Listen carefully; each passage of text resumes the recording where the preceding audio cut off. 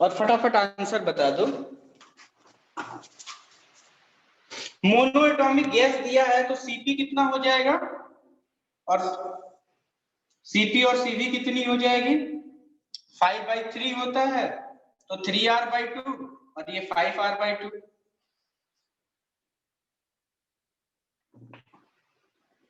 तो पहला प्रोसेस जो कौन सा प्रोसेस है, आइसोकोरिक प्रोसेस। प्रोसेस में डीवी भी 0 होता है और डेल्टा वी भी 0 होता है। तो वर्क डन दोनों, इनका आंसर क्या होगा, इसका तो ऐसे निकालेंगे -P ऑफ गैस dV, और इसका क्या होता है -P एक्सटर्नल V2 - V1। अभी मैंने बताया है ये इंपॉर्टेंट है दोनों के। और ये इसका क्या कितना होगा बताओ, NCP delta T, NCP delta T, N की वैल्यू कितना 2, CP कितना 5r/2, बहुत इजी है, बस फॉर्मूला में रखो। डेल्टा T कितना 10, और यहां पर NCV डेल्टा T,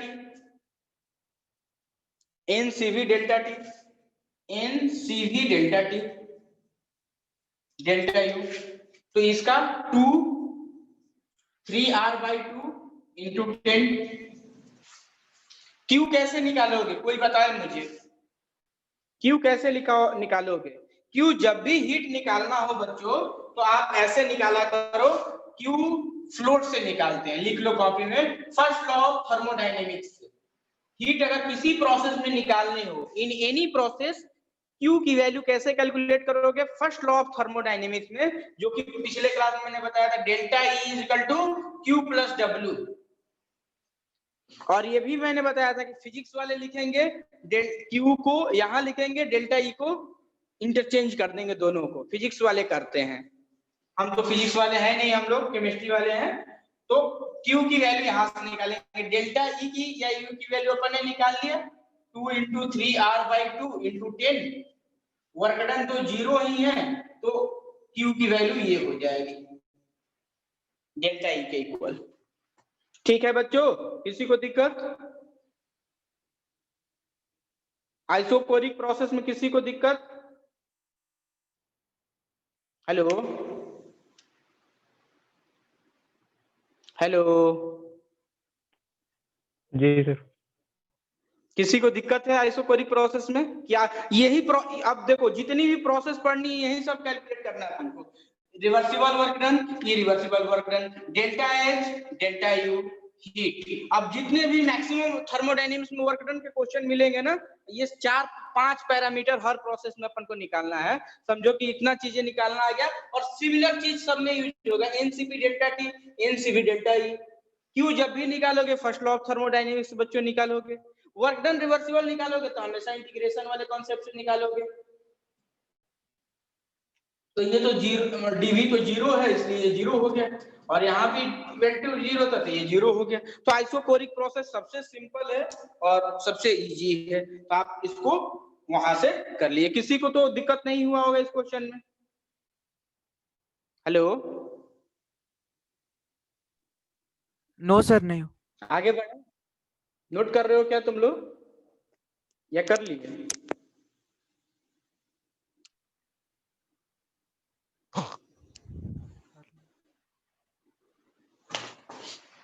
चल नोट कर लिए। अब आइसोकोरिक हो गया, आइसोबेरिक प्रोसेस।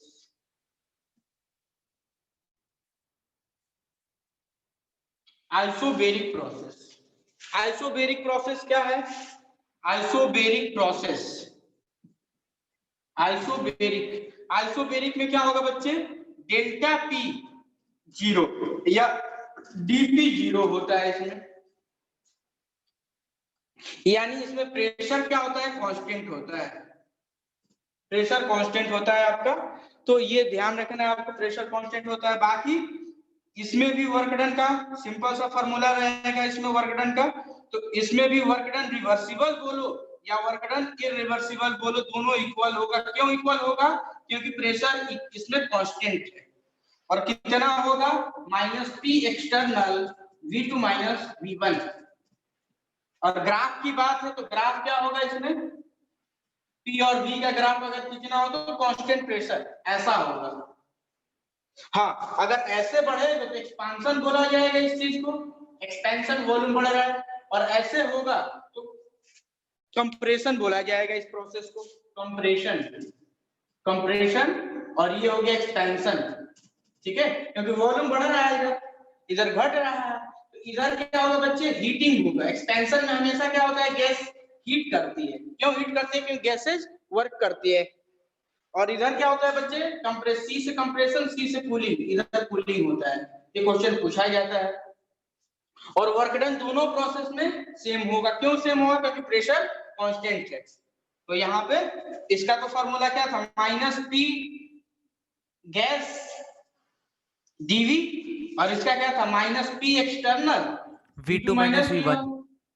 बिल्कुल सही। तो ये दोनों तो कांस्टेंट ही है पी, इसको भी बाहर निकाल सकते हो। ये दोनों वर्क डन सेम हो जाता है, प्रेशर कांस्टेंट होता है। यानी गैस का प्रेशर और बाहर एक्सटर्नल प्रेशर दोनों सेम होने के कारण यहाँ फार्मूला सेम लग जाएगा। बाकी डेल्टा एच कैसे निकालोगे, वही फार्मूला है, एनसीपी डेल्टा टी।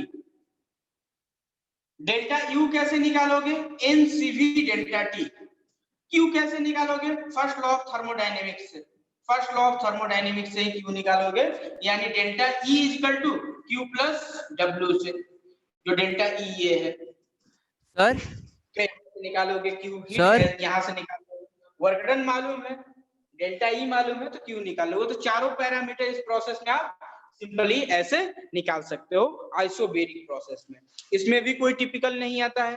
मेन चीज कहाँ आता है, थर्मोडायनेमिक प्रोसेस में, आइसोथर्मल प्रोसेस में, जो थर्ड प्रोसेस स्टार्ट करने जा रहे हैं, इंपॉर्टेंट प्रोसेस है आइसोथर्मल प्रोसेस। हाँ बोलो, कोई बोल रहा है, शरात्मन कुछ बोल। हेलो हाँ बोलो। सर, वो वर्क डन के इंटीग्रेशन जो हो रहा है उसमें लिमिट्स क्या पुट करेंगे? लिमिट पुट इसमें अभी यहाँ पर आएगा आइसोथर्मल में, तो यहाँ पर देखते हैं। यहाँ लिमिट वॉल्यूम का पुट करते हैं बच्चे। अभी यहाँ पर मेन चीज यहाँ पर आएगा, बाकी तो अभी दोनों में एप्लीकेशन नहीं है। यहाँ पर अभी आइसोथर्मल में थर्ड में, जो थर्ड इंपॉर्टेंट प्रोसेस है, इसमें देखेंगे क्या लिमिट पुट करना है अपन को यहाँ पर। तो ये दो प्रोसेस तो बहुत सिंपल है, इसमें क्वेश्चन भी बहुत रेयरली आएंगे। मेन क्वेश्चन आइसोथर्मल और एडियाबैटिक प्रोसेस से पूछा जाएगा, तो वो चीज अपन देखने जा रहे हैं। तो वो चीज देखो बच्चों, आइसोथर्मल प्रोसेस में चारों पैरामीटर W निकालना, Q निकालना। तो इसमें W आइसोथर्मल प्रोसेस में सबसे पहले क्या, आइसो का मतलब सेम, थर्मल का मतलब टेम्परेचर, डेल्टा T 0 होता है या DT 0 होता है। तो डेल्टा T 0 होने का मतलब आइसोथर्मल नहीं है। जैसे मैं बोल दूं सिंपली, P और V का ग्राफ देके बच्चे देखो, यहाँ पर ध्यान से सुन लो, ये बहुत इंपॉर्टेंट कॉन्सेप्ट है। बहुत लोग को पूछ दिया ये तो कॉन्सेप्ट भी गलत बता देते हैं। देखो आइसोथर्मल का तो तुम यही पढ़े थे, PV इक्वल टू कांस्टेंट। तो अगर यहाँ पर मैं मान के चलो प्रेशर 2 दे देता हूं, 2 atm, और वॉल्यूम दे देता हूं बच्चे, ध्यान से देख लो 1 लीटर। यहाँ पर प्रेशर वॉल्यूम 2 लीटर दे दिया, और देख लो यहाँ पर ऐसे देख लो, बहुत इंपॉर्टेंट चीज है ये। यहाँ पर 1 atm प्रेशर दे दिया, 1 atm। तो आप देखो P इंटू V, इस पॉइंट पे A पे भी देखो PV इक्वल टू 2 है, B पे भी देखो बच्चे, A और B पे भी देखो PV इंटू कितना है 2। तो क्या ये आइसोथर्मल है?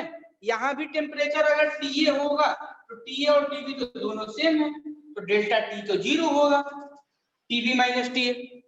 तो क्या इसको आइसोथर्मल बोलेंगे? नहीं बोलेंगे, इसको आइसोथर्मल नहीं बोलेंगे। आइसोथर्मल तो ये होता है प्रोसेस तो जो curve PV equal to constant, PV equal to constant का ग्राफ, तो इसको आइसोथर्मल नहीं बोलेंगे। आइसोथर्मल उसको बोलते हैं जिसपे हर पॉइंट पे टेम्परेचर कांस्टेंट हो। जैसे ये जो प्रोसेस है PV इक्वल टू कांस्टेंट में, इसको आइसोथर्मल प्रोसेस बोलेंगे। इसलिए डेल्टा T इक्वल टू 0 ये तो ठीक है, but important condition is that कि आपका dt 0 होना चाहिए, इसलिए ये पढ़ते हैं कि dt इक्वल टू 0। तो इस प्रोसेस में भी अब यहाँ पर भी दो प्रोसेस होगी बच्चे। अब यहाँ पर वर्क डन निकालना सीखते हैं अपन, इंपॉर्टेंट चीज है जो कि अपन अब यही चीजें देखेंगे। Work done in reversible isothermal process, देखो नाम क्या है, सबसे पहला रिवर्सिबल मैंने यूज किया, नाम क्या है, फिर क्या लगाया, isothermal, reversible isothermal process. Sir इसका मतलब क्या है रिवर्सिबल आइसोथर्मल प्रोसेस का मतलब, इसका मतलब ये है, जैसे ये गैस है ए से बी गया, जैसे यहां पर बच्चे 4 लीटर था, यहां पर 2 लीटर था वॉल्यूम, यहां पर 4 लीटर है, 4 लीटर है, ध्यान से सुनना। यहां पर प्रेशर 1 था, यहां पर प्रेशर मान के चलो, यहां पर प्रेशर 2 atm था, यहां पर 1 atm हो गया। ध्यान से सुनो सर, अगर रिवर्सिबल बोले तो ग्राफ तो दिया रहेगा, मुझे वर्क डन मुझे कैलकुलेट करना है, वर्क डन कैसे कैलकुलेट करूंगा रिवर्सिबल का, minus integration P gas DV, minus integration P gas DV. तो पी गैस को यहाँ पे क्या लिखोगे, minus n R T by V DV. अब इंटीग्रेशन आ जाएगा, देखो तुम पूछ रहे थे ना, तो इंटीग्रेशन में क्या रखोगे, v1 से v2, v1 से v2, v1 कितना है 2 लीटर, v2 कितना है 4 लीटर, तो माइनस एन आर टी, इसका क्या हो जाएगा ln v हो जाएगा, ln v, dv by v का कितना होता है integration, hello, dx by x का,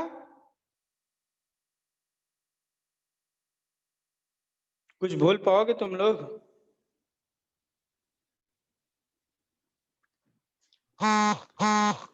हाँ सर आवाज आ हेलो, रहा है। हाँ तो इसका इंटीग्रेशन कितना होता है dx बाई x का, याद है तुम लोग को इंटीग्रेशन, देखो ये ln कांस्टेंट, x, बिल्कुल ln सही, x, तो इसमें देखो अब लिमिट क्या लगा दोगे बच्चों, v1 से v2, v1 से v2, तो वर्क डन कितना निकल के आ जाएगा, minus n R T ln v2 by v1, ln v2 minus ln v1, तो लॉग में ये ले लिया, तो ये formula of work done in reversible process, याद रहना चाहिए सबको, नहीं याद होगा तो गलत करके आओगे तुम, याद रहेगा वर्क डन रिवर्सिबल प्रोसेस का कितना होता है, minus n R T ln v2 by v1। अगर लॉग में करना है तो क्या करोगे, w equal to minus 2.303 n R T log v2 by v1, log में अगर वैल्यू दिया रहेगा तो 2.303 से मल्टीप्लाई कर देते हैं तो ये नेचुरल लॉग में आ जाता है बच्चों, तो ये थोड़ा सा ध्यान रखना, वर्क डन का फॉर्मूला तो नोट कर लो कॉपी में, और ये फॉर्मूला आप निकालोगे तभी तो आप देख सकते हो आइसोथर्मल प्रोसेस रिवर्सिबल प्रोसेस में अपन ने वर्क डन निकालना सीख लिया, यहाँ पर दोनों अलग अलग होगा, वर्क डन सेम नहीं होगा, रिवर्सिबल का अलग होगा और इरिवर्सिबल का अलग होगा। अच्छा इसको कंप्रेशन बोलेंगे कि एक्सपेंशन बोलेंगे, कोई बताएगा, हेलो, इसको कंप्रेशन प्रोसेस को बोलेंगे कि क्या बोलेंगे, एक्सपेंशन बोलेंगे,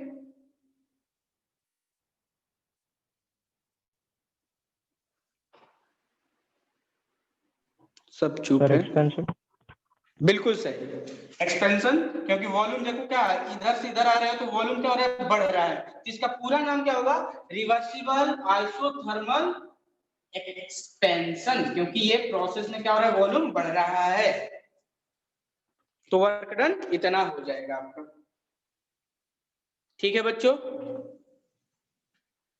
अब तुमसे पूछा गया कि सर मुझे इसी ग्राफ में आप बताइए वर्क डन निकाल के उसका इरिवर्सिबल का, इरिवर्सिबल का देखो बच्चे कैसे निकाला जाता है वो अब देखते हैं, ये तो सबने नोट कर लिया होगा, सबको समझ में आ गया, ये फॉर्मूला ध्यान रखना है, कर लोगे सब लोग, हाँ सर। अब देखो इरिवर्सिबल का अपन देखते हैं, इरिवर्सिबल आगे नाम लगा देता हूं इरिवर्सिबल प्रोसेस, सर उसमें तो इस ग्राफ में तो कैसे करेंगे सर, ऐसे करेंगे, देखो बच्चों ध्यान से सुनो, इस प्रोसेस में कैसे निकालेंगे, अगर इरिवर्सिबल का बोल रहा है तो ध्यान से देखो, इरिवर्सिबल में तो पहली बात ग्राफ होता नहीं है, तो देखो तुम्हें क्या हो रहा है, एक्सपेंशन कर रहे हो ना, तो यहां पर क्या करोगे, ए से इरिवर्सिबल में सडन चेंज होता है, ए से कहां आ गए, इस पॉइंट पे आ गए, तो हमें यहां से यहां पर आ गया, फिर ये वाला चीज,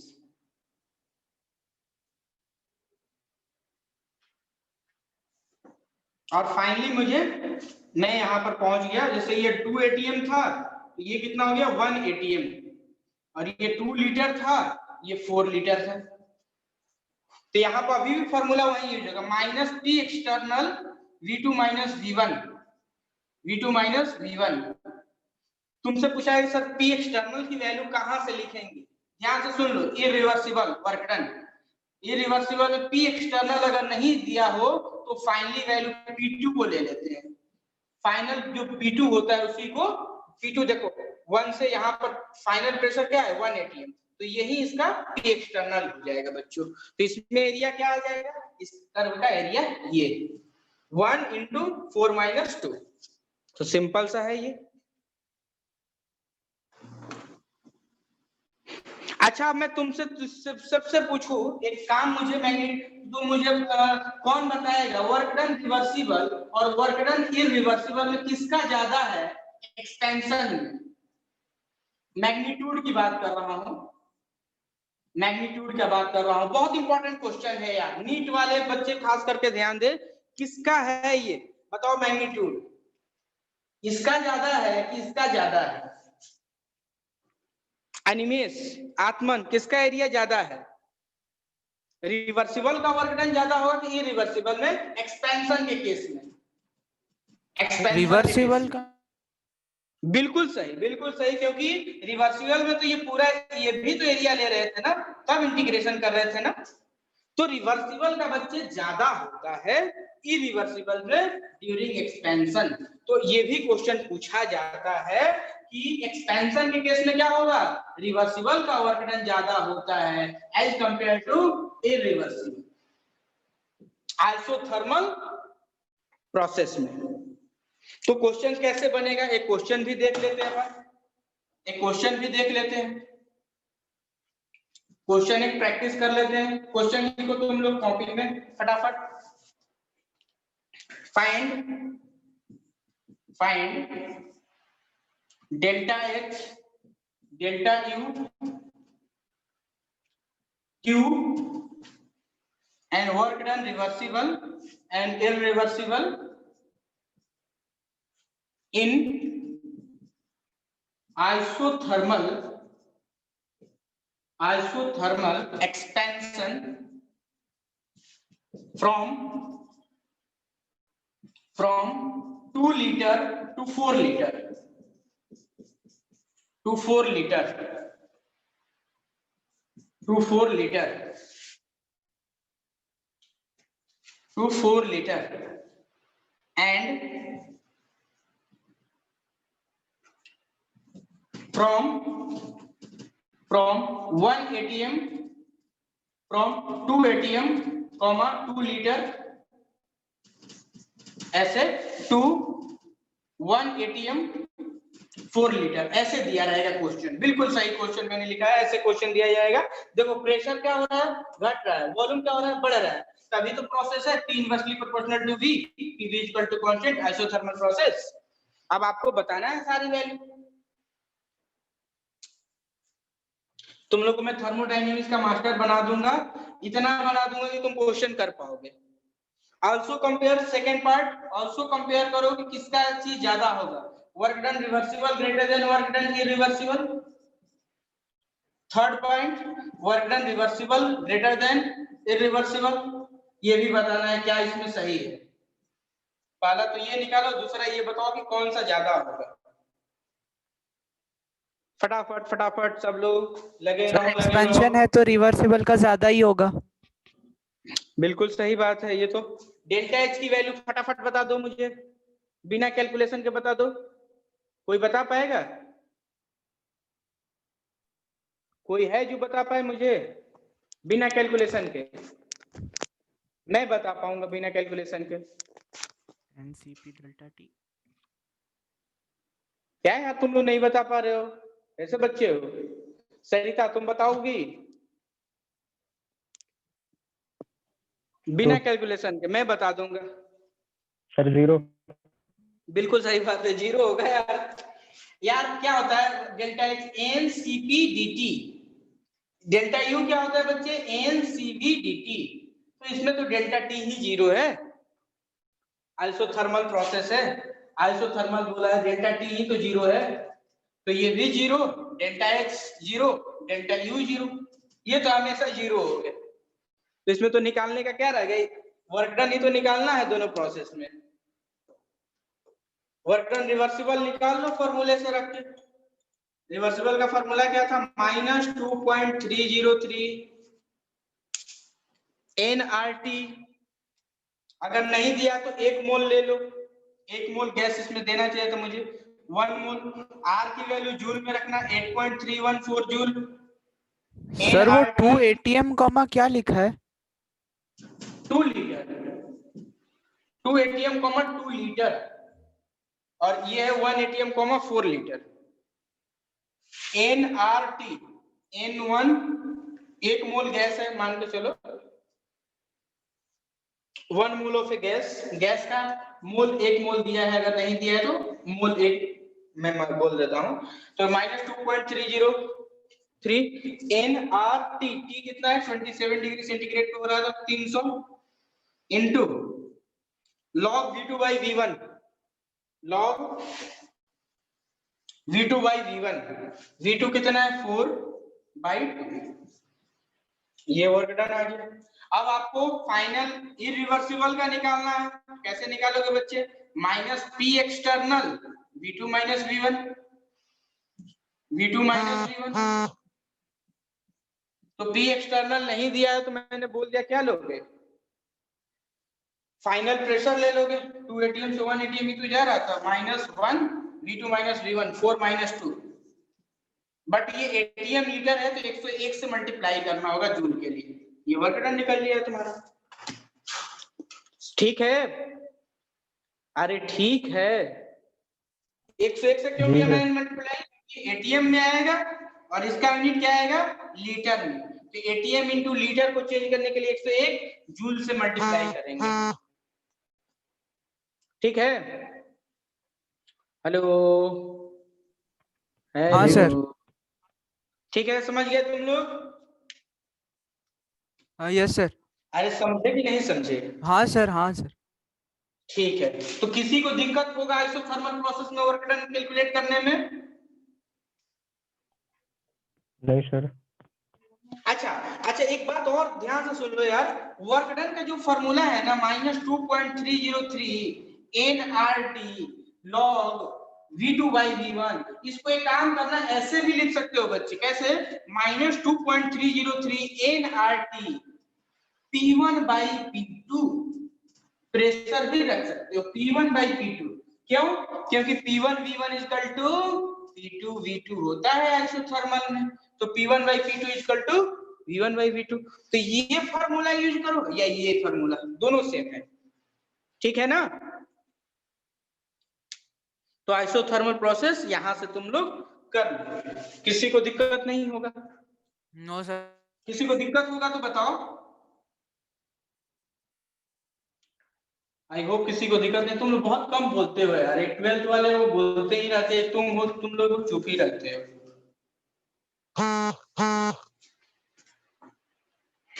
ठीक है, चलो अब नेक्स्ट बात पे आते हैं बच्चों।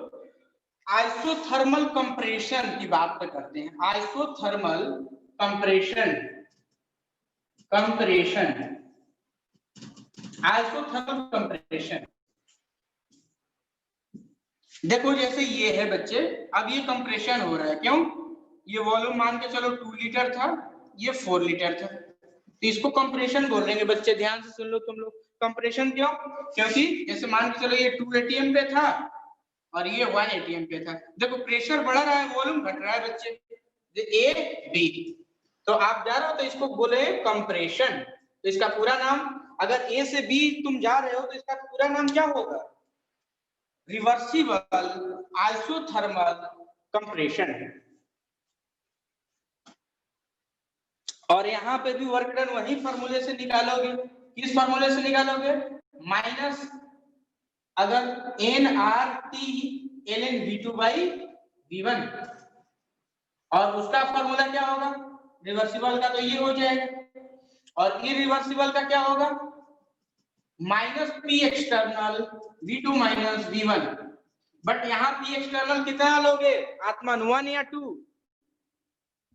सरिता यहाँ पर 1 या 2 पी एक्सटर्नल की जगह रखोगी, बताओ। सर 1। 2। 1 नहीं, फाइनल प्रेशर रखते हैं पी एक्सटर्नल की जगह, नहीं दिया हो तो P2 के बराबर रखते हैं बच्चे, तो ये 2 रखोगे, ये 2 ATM रखोगे।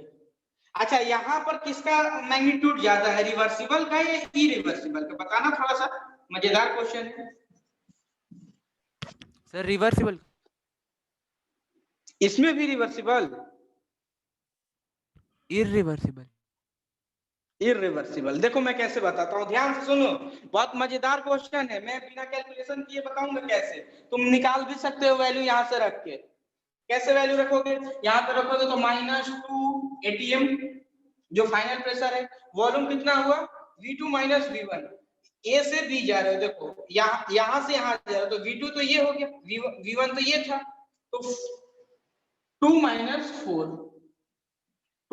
4 इंटू ATM, ये ATM है, ये लीटर है, तो 101 जूल से मल्टीप्लाई करना पड़ेगा, ये आएगा वर्क डन। और इसका भी तुम निकाल सकते हो, अगर 1 मोल गैस था तो ये सारी वैल्यू रख के निकाल सकते हो। तो तुम निकालोगे तो तुम देखोगे वर्क डन रिवर्सिबल से ज्यादा इसमें इरिवर्सिबल आता है। तो ये रटने वाली बात नहीं है, मैं बता रहा हूं कैसे। मैंने बोला कि ये तो रिवर्सिबल प्रोसेस है, जो कर्व वाला है वो तो रिवर्सिबल, हमेशा कर्व के रास्ते ही रिवर्सिबल प्रोसेस जाती है, क्योंकि उसमें वर्क डन बहुत छोटे छोटे पाथ से निकालते हैं, तो ये तो रिवर्सिबल पाथ था बच्चे। बट अगर इरिवर्सिबल की बात आती है तो हमेशा ध्यान से सुनो, अब हमें कहाँ पहुंचना है? फाइनल प्रेशर पे पहुंचना है ना, हमारा तो P2 ये था, तो अब डायरेक्ट यहाँ से हमें उठ के कहाँ पहुंचना था? यहाँ पहुंचना था। तो अब ये एरिया हो गया। आई होप सबको समझ में आ रहा है, ये बहुत मजेदार है टॉपिक। देखो अब हमें कहाँ पहुंचना था? यहां से उठ के कहाँ पहुंचना था? यहाँ पहुंचना था, फिर ऐसे जाना था, इसमें तो कोई ग्राफ था ही नहीं। तो अब ये टोटल एरिया ये हो गया, तो अब किसका एरिया बड़ा हो गया? इस स्क्वायर का एरिया बड़ा हो गया कि इस कर्व का एरिया बड़ा हुआ? बताओ बच्चों। स्क्वायर अरे का स्क्वायर का, स्क्वायर का। स्क्वायर का, बिल्कुल सही बात है, बिल्कुल सही बात है। अब यहाँ पे एरिया किसका ज्यादा हो गया? इरिवर्सिबल का। और वहां पर देख लो, अभी भी उसका भी मैं बताया था, जैसे एक्सपेंशन था बच्चे, ये सब बहुत ही इंपॉर्टेंट क्वेश्चन है। एक्सपेंशन कर रहे थे तुम, एक्सपेंशन में फाइनल प्रेशर तुम्हें क्या लेना था? ये लेना था तुम्हें, तो तुम्हें यहाँ से यहाँ उतर के आना था और फिर यहाँ जाना था, तो उसमें तो एरिया यही लेते थे ना, रिवर्सिबल के लिए, रिवर्सिबल के लिए तो ये एरिया लेते थे। अब इसमें ये एरिया ले रहे हैं क्योंकि यहाँ से यहाँ जाना है, तो एरिया बढ़ गया, इसलिए वर्क डन बढ़ गया। किसी को दिक्कत हो तो बोलो,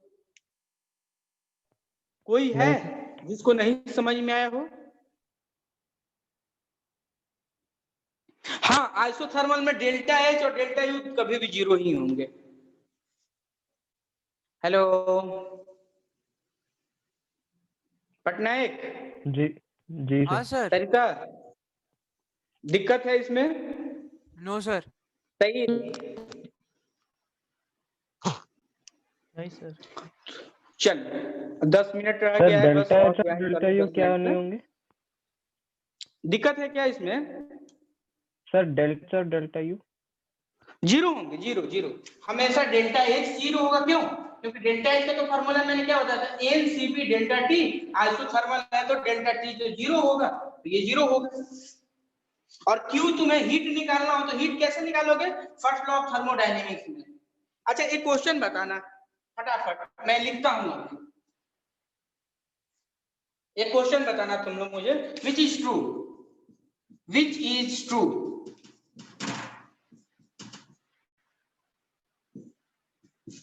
delta E is equal to Q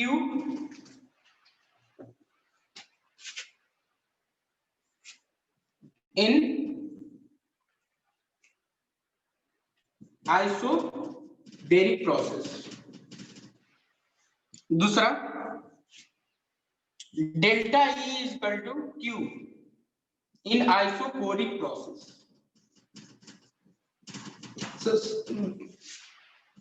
delta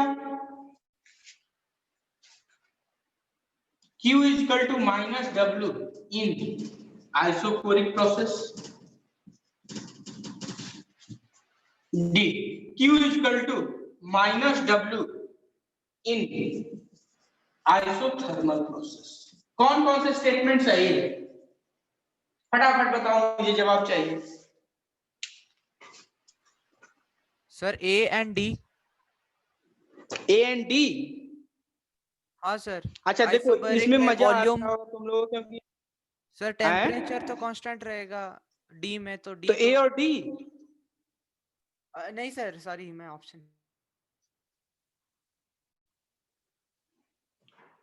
देखो थर्मोडायनेमिक्स में बहुत इजी क्वेश्चन आएंगे, लेकिन सावधानी हटेगी तो दुर्घटना घट जाएगी, ये ध्यान रखना बात। कौन सा प्रोसेस सही है इसमें? सरिता, नीलाद्री भी थी शायद।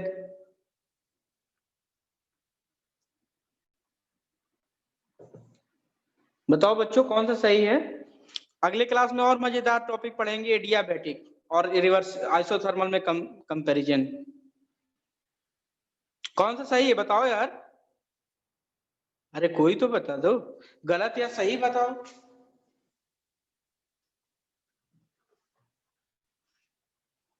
मतलब नहीं बताओगे तुम लोग? सर बी ठीक है क्या? बी।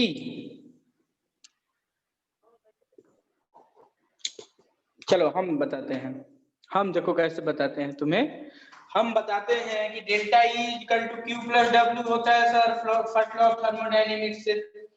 वर्क डन का फार्मूला होता है sir PdV, integration PdV, P gas dV या minus P external dV delta V। ये रिवर्सिबल के लिए, ये रिवर्सिबल के लिए। सर वर्क डन जीरो कब होगा? डेल्टा E Q बराबर कब होगा? जब ये वर्क डन जीरो हो। वर्क डन जीरो कब होगा? जब डेल्टा V जीरो होगा। ये आइसोकोरिक प्रोसेस में, तो B सही है इसका। उसके बाद Q equal to Q plus W equal to zero, तब Q equal to minus W किस में आएगा? जब डेल्टा E जीरो हो। डेल्टा E का फॉर्मूला किस में होता है? डेल्टा E का फॉर्मूला होता है NCP delta T, NCV, sorry NCV delta T। तो ये होता है सर आइसोथर्मल में डेल्टा T जीरो, तो ये आइसोथर्मल वाला। तो बी और डी सही है इसके, बी और डी सही है इसके। एक और अच्छा थ्योरेटिकल क्वेश्चन कराता हूं बच्चों, तो ये तो नोट कर लिए तुम लोग। एक और क्वेश्चन फटाफट तुम लोग मुझे बता दो, ये हीटिंग किस में होगी और कूलिंग किस में होगी? ये क्वेश्चन पूछा गया है, नीट का क्वेश्चन है। हीटिंग एंड कूलिंग किस प्रोसेस में होगी? आइसोथर्मल एक्सपेंशन और आइसोथर्मल कूलिंग। आइसोथर्मल कंप्रेशन किस में हो गई?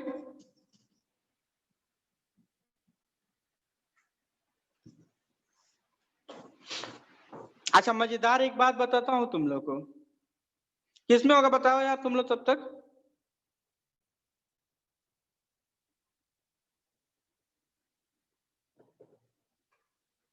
देखो मैं बताता हूं, आइसोथर्मल एक्सपेंशन जब भी होगा, एक्सपेंशन का मतलब क्या है? सोचो डायग्राम बना के, इसमें गैसेज है, यहाँ पिस्टन लगा हुआ है, गैस है, तो जब गैस पिस्टन को ऊपर उठा देगी धक्का मार के, यानी गैसेज वर्क करेंगी, आपस में वर्क करेंगे, तो थ्योरेटिकली समझो तो टेम्परेचर क्या होगा? टेम्परेचर घट जाएगा। भले, देखो आइसोथर्मल का मतलब तो समझते हैं कि सर आइसोथर्मल में टेम्परेचर कांस्टेंट है, तब हीटिंग कूलिंग तो होना ही नहीं चाहिए, बट होता है हीटिंग और कूलिंग। बच्चों ध्यान से सुनो, क्यों क्यों हीटिंग और कूलिंग होगा? सर क्योंकि प्रेशर चेंज हो जाएगा। आपस में भी तो गैसेज आपस में कुछ ना कुछ कॉन्ट्रैक्शन वर्क कर रही है ना।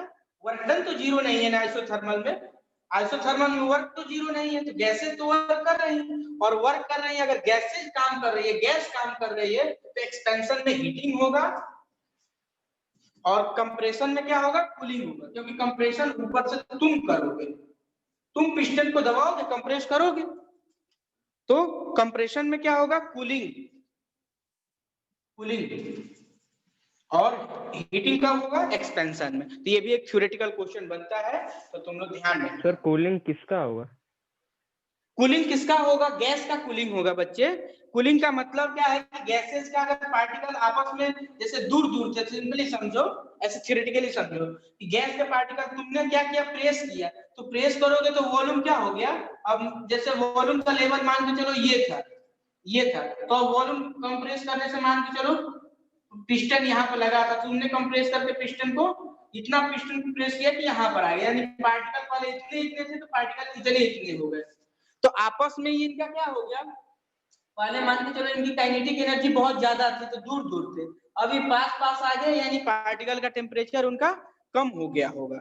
यानी कूलिंग होने का तब सिंपल सा मतलब है कि उनमें वॉल्यूम घट गया, कंप्रेस किए तो वॉल्यूम घट गया ना यार, जैसे ये वॉल्यूम था 2 लीटर, तब ये 1 लीटर आ गया, तो वॉल्यूम घटने के इससे कम वॉल्यूम में सारी गैस के पार्टिकल रहेंगे, तो उनका मतलब उनका थर्मल एनर्जी क्या हो गया होगा, डिक्रीज हो गया होगा गैस के पार्टिकल का, इसलिए कूलिंग हुआ होगा। क्यों? अरे सिंपल सा सोचो यार, जब कोई पार्टिकल दूर दूर होते हैं गैस का, इसका मतलब उनके ज्यादा काइनेटिक एनर्जी होती है ना, ज्यादा घूम रहे हैं तो ज्यादा एनर्जी से घूमेंगे, अब पास आ गए तो कम एनर्जी से घूमेंगे, तो यानी उनका टेम्परेचर घट गया, कूलिंग हो गई। और एक्सपांशन में क्या हो गया, उन्होंने वॉल्यूम बढ़ा लिया, एक्सपांशन में उन्होंने और वॉल्यूम बढ़ा लिया अपने, तो इसलिए ये कॉन्सेप्ट ध्यान रखना सब लोग। अब मेन चीज मुद्दे की बात पे आते हैं अपन, किस पे आते हैं यार, मुद्दे की बात पे आते हैं, फोर्थ प्रोसेस। बस आज इंट्रोडक्शन दे दूं, एडियाबैटिक प्रोसेस।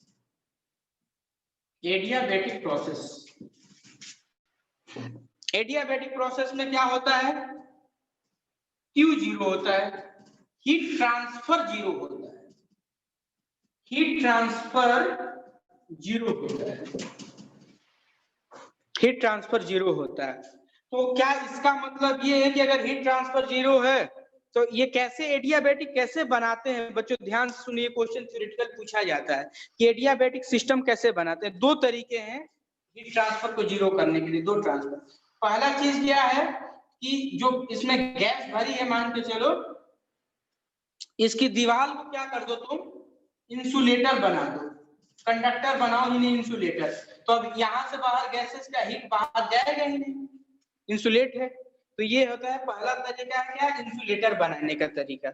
और दूसरा तरीका क्या है बच्चे, ध्यान से सुन लो, दूसरा क्या है बच्चे कि दूसरा तरीका कोई बताएगा मुझे, क्यू जीरो करने का दूसरा तरीका? हेलो, ये बहुत बार पूछा जाता है। किसी तरीके से तुम्हें एडियाबैटिक सिस्टम बनाना है और ये कंडक्टर है, मान के चलो ये दीवार कंडक्शन की तरह काम कर रही है, सोचना इस पे, बताओगे तुम लोग, कोई बता पाएगा? पढ़े हो ना यार तुम लोग विद्या मंदिर में? सर 1 मिनट बचा। हाँ तो थ्योरेटिकल ही ये बता दो, नहीं तो सोच के आना तुम लोग अगले क्लास में, मैं तुम लोग से पूछूंगा, तब तक डिस्कशन कर लेते हैं, इस पे बता दो, नहीं तो तुम लोग मुझे, विद्या मंदिर में तुम लोग पढ़े हो ना। एडियाबैटिक दो तरीके से सिस्टम को बनाया जा सकता है। एक तो क्या है, सिंपल सा है कि इंसुलेटर मैंने बना दिया है चारों तरफ से,